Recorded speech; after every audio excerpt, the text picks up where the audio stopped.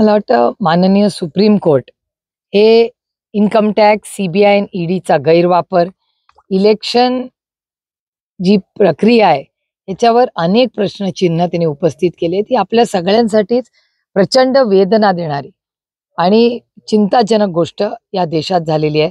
कालच आदरणीय पवारसाहेब वर्ध्यातही त्यांनी भाषण करण्यामध्ये त्याच्यामध्ये त्यांनी इमर्जन्सीचा म्हणजे इमर्जन्सी अनाउन्स नाहीये पण तशीच परिस्थिती आहे का अशी एक दबत्या आवाजात समाजात माध्यमातून चर्चा होते. हे अतिशय एका लोकशाही असणाऱ्या देशात म्हणजे आपल्याला भारताचा सार्थ अभिमाने हा देशातला या जगातला सगळ्यात मोठी लोकशाही कुठे तर ती तुमच्या आणि माझ्या भारतात आहे, ज्याचा आपल्याला सगळ्यांनाच अभिमान आहे.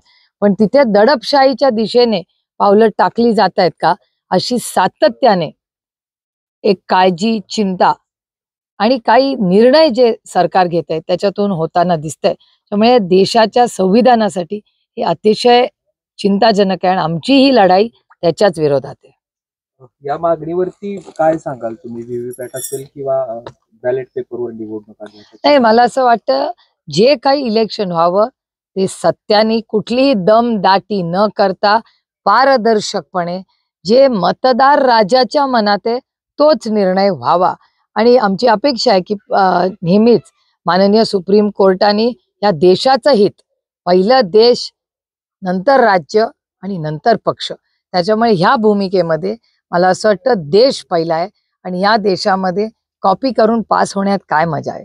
खरं आपण मेहनत करून या देशाची सेवा करण्यासाठी आम्ही राजकारणात येतो, कॉपी करून पास होण्यासाठी नाही. असं वाटते का कॉपी करून पास केलं जाते किंवा होतंय? काय कारण 2 दिवसापूर्वी राहुल गांधी यांनी दिल्लीत म्हटलं होतं की भाजप 180 पार जाणार नाही जर बॅलेट ईव्हीएम मध्ये काय गोष्टी नाही. त्याच्यामुळे ही अस्वस्थता समाजात सातत्याने दिसते.